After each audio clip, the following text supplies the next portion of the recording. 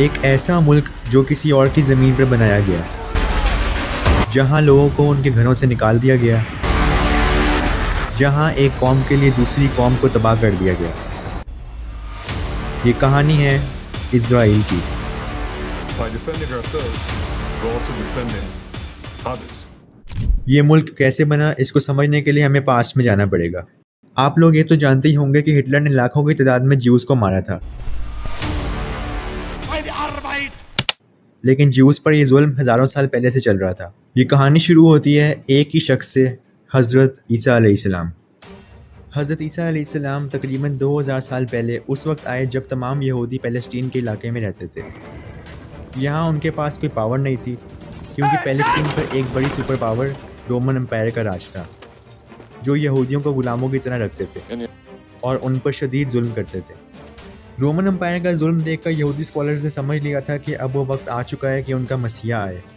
उन स्कॉलर्स का ये मानना था कि जब वो मसीहा आएगा तो सबसे पहले उनसे हाथ मिलाएगा, लेकिन हुआ बिल्कुल उल्टा। हज़रत ईसा अलैहिस्सलाम लोगों को इकट्ठा करके इन यहूदी स्कॉलर्स के ख़िलाफ़ बोलने लगे। वो कहते थे कि इन यहूदी स्कॉलर्स ने हमारा दीन बिगाड़ दिया है। उनकी इन्हीं बातों की वजह से यहूदी उनसे सख्त नफरत करने लगे और फिर रोमन एम्पायर के साथ मिलकर उनको मारने की साजिश करने लगे। हज़रत ईसा अलैहिस्सलाम तो किसी तरह उन यहूदियों की साजिश से बच गए, लेकिन उनके जाने के बाद यहूदियों को पैलेस्टाइन में सुकून नसीब ना हुआ। उनके जाने के कुछ अर्से बाद ही रोमन एम्पायर और यहूदियों के दरमियान एक बहुत बड़ी जंग हुई, जिसमें रोमन्स ने यहूदियों को कुचल दिया और उनकी सबसे मुक़द्दस जगह सेकंड टेंपल को गिरा दिया गया और यहूदियों को पैलेस्टाइन से निकाल दिया। इसके बाद यहूदी दुनिया भर में बिखर गए। फिर आज से तकरीबन 1000 साल पहले जब क्रूसेड्स हुए तो क्रिश्चियंस ने बड़ी तादाद में ज्यूज़ को मारा था। उस वक्त यहूदियों के ख़िलाफ़ कई अफवाहें फैली थीं कि वो क्रिश्चियन बच्चों का खून पीते हैं और उन्हें रिलीजियस रिचुअल्स के लिए इस्तेमाल करते हैं। इन रूमर्स की वजह से ज्यूज़ के ख़िलाफ़ नफ़रत बढ़ती गई।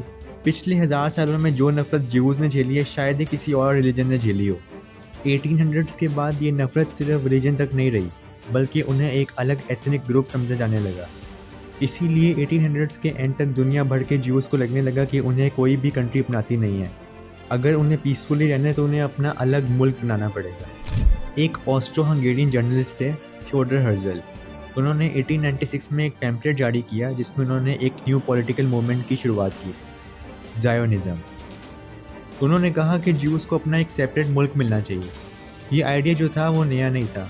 1870 से ही कई ऑर्गेनाइजेशंस अपने आप को लवर्स ऑफ ज़ायन करके बुलाती थी।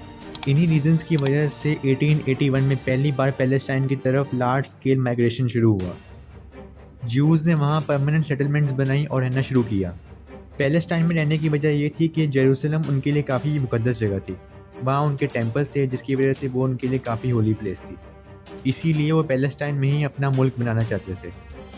उस वक्त ना इज़राइल था, ना गाज़ा स्ट्रिप और ना ही वेस्ट बैंक। पूरा एरिया पैलेस्टाइन कहलाता था और ये ऑटोमन एम्पायर के अंडर था। तब तक मुस्लिम्स, ज्यूज़ और क्रिश्चियंस पीसफुली एक साथ रहते थे, और उसका एक रीज़न ये भी था कि उस वक्त ज़मीन ज़्यादा थी और पॉपुलेशन कम थी। 1915 ये वो साल था जब वर्ल्ड वॉर 1 का आगाज़ हुआ था। ब्रिटिश, फ्रेंच और अरब रेवोल्यूशनरीज ऑटोमन एम्पायर के ख़िलाफ़ लड़ रहे होते हैं। अब ब्रिटिश अरब से कहते हैं कि तुम हमें ऑटोमन एम्पायर को हराने में मदद करो, हम तुम्हें पैलेस्टाइन दे देंगे। उसके अगले साल ही ब्रिटिश सेम वादा ज्यूज़ से करते हैं कि तुम हमारी मदद करो, हम पैलेस्टाइन में तुम्हारा मुल्क बनाने में मदद करेंगे। पर असल में ब्रिटिश ने फ्रेंच के साथ एक सीक्रेट डील कर ली थी। जब ऑटोमन एम्पायर टूट जाता है तो ब्रिटिश और फ्रेंच मिडल ईस्ट को आपस में बांट लेते हैं और पैलेस्टाइन को ब्रिटिश अपने कंट्रोल में ले लेता है। 1918 से 1948 तक पूरा पैलेस्टाइन ब्रिटिश के कंट्रोल में रहता है। इसी वक्त जर्मनी में हिटलर पावर में आता है और ज्यूज़ के खिलाफ एक जेनोसाइड शुरू होता है। मिलियंस की तादाद में ज्यूज़ मारे जाते हैं। कई ज्यूज़ जो हैं वो यूरोप से भागकर अमेरिका चले जाते हैं, लेकिन ज़्यादातर जो हैं वो पैलेस्टाइन में ही जाने को प्रेफर करते हैं।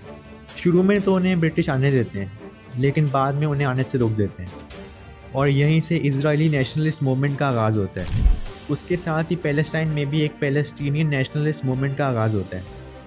1948 में ब्रिटिश को रियलाइज़ होता है कि कंट्रोल अब उनके हाथ से निकल चुका है, तो वो मुल्क छोड़कर चले जाते हैं और इस चीज़ की जिम्मेदारी अब वो यूएन के हवाले कर देते हैं, जिसके चलते यूएन 1947 में अपना एक पार्टीशन प्लान जारी करता है। यूएन के प्लान के अकॉर्डिंग 56% एरिया जो था वो ज्यूज़ को मिलना था और 44% जो था वो अरब पैलेस्टीनियंस को मिलना था। और जेरूसलम क्योंकि तीनों रिलीजन्स के लिए होली प्लेस थी, इसलिए उसको इंटरनेशनल कंट्रोल में रखा जाता है। ज्यूज़ तो इससे खुशी खुशी एक्सेप्ट कर लेते हैं और अपने नए मुल्क का नाम इज़राइल रखते हैं। और 1948 में डेविड बन गुरियन इज़राइल की आज़ादी का ऐलान करते हैं। पर अरब कंट्रीज़ इससे बिल्कुल भी खुश नहीं थी। वो इससे ब्रिटिश की तरफ से एक कलोनियलिज्म का नाम देते हैं और इज़राइल की आज़ादी के सिर्फ एक दिन बाद वो इज़राइल पर हमला कर देते हैं, जिसे फर्स्ट अरब इज़राइली वॉर कहते हैं। 5 से ज़्यादा मुल्क इज़राइल पर हमला करते हैं, लेकिन इज़राइल ना सिर्फ इस वॉर में सर्वाइव करता है बल्कि शॉकिंगली इस वॉर को जीत जाता है। और यूएन के प्लान के अकॉर्डिंग जो एरिया पैलेस्टाइन को मिलना था वो उससे भी हाथ धो बैठते हैं। 7 लाख से ज़्यादा पैलेस्टीनियंस अपने घर छोड़कर चले जाते हैं और दूसरे मुल्कों में रेफ्यूजी बन जाते हैं और इसको कहते हैं पैलेस्टीनियन एक्सोडस। और उसके बाद से लेकर आज तक पैलेस्टीनियंस पर सिर्फ जुल्म ही होता गया। मिलते हैं अगली शानदार वीडियो के साथ, तब तक के लिए अल्लाह हाफ़िज़।